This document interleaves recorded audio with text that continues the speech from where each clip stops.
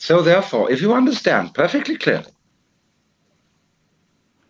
that you can't do anything to find that very, very important thing, God, enlightenment, nirvana, whatever,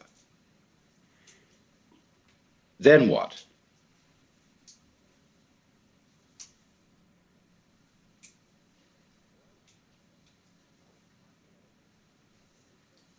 Well, I find, it's so stupid, because even if I tell myself, well, there's nothing I can do about it, why did I say that?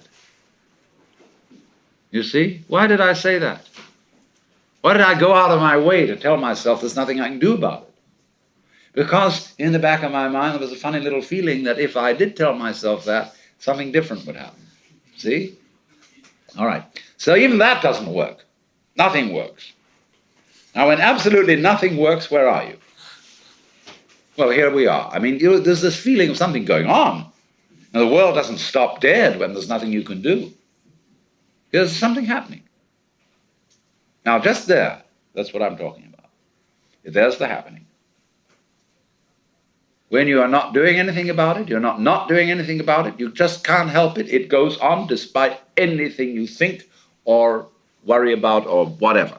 Now, there is the point. Right there.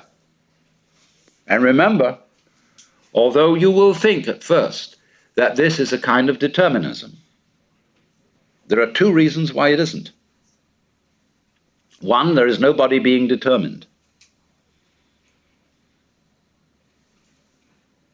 Now, other people think of determinism as the direction of what happens by the past, the causation of what happens by the past. Now, if you will use your senses, you will see that that is a hallucination. The present does not come from the past. If you listen, and only listen, close your eyes, where do the sounds come from according to your ears?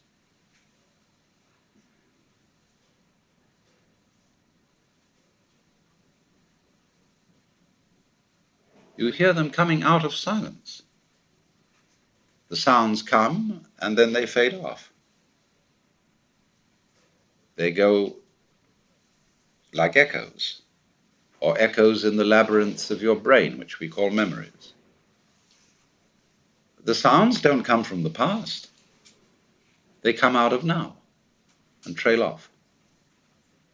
You can do that later with your eyes. You can see, like when you're watching television, there's a vibration coming out from the screen to your eyes. And it starts from there somehow.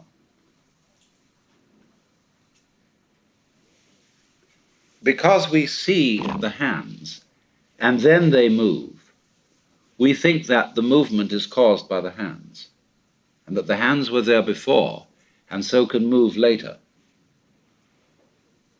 We don't see that our memory of the hands is an echo of their always being now. They never were, they never will be, they're always now. So is the motion. And that is recollected is the trailing off echo like the wake of a ship.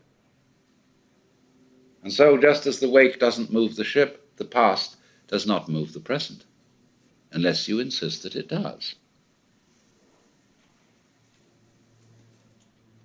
And if you say, well, naturally I'm always moved by the past, that's an alibi. And it completely fails to explain how you ever learn anything new. That's why all the psychologists, who are mostly behaviorists, are completely bogged down in trying to find a theory of learning.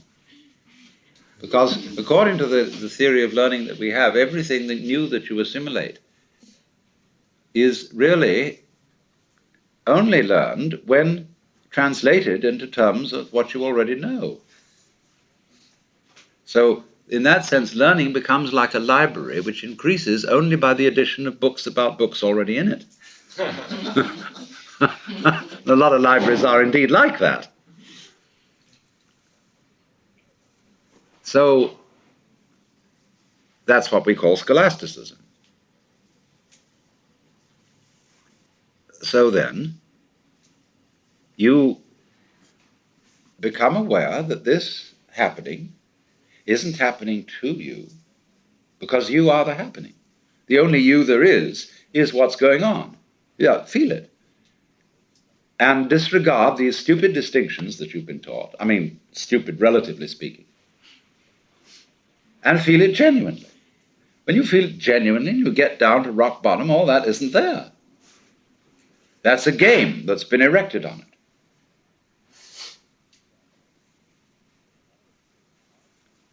And it isn't determined. In other words, you get this odd feeling of a synthesis between doing and happening, in which doing is as much happening as happening, and happening is as much doing as doing. And if you're not very careful at that point, you'll proclaim yourself God Almighty, in the Hebrew Christian sense. Like Freud alleges babies feel that they're omnipotent. And in a way they are. I am omnipotent insofar as I'm the universe. But I'm omnipotent in the role of Alan Watts. Only cunning.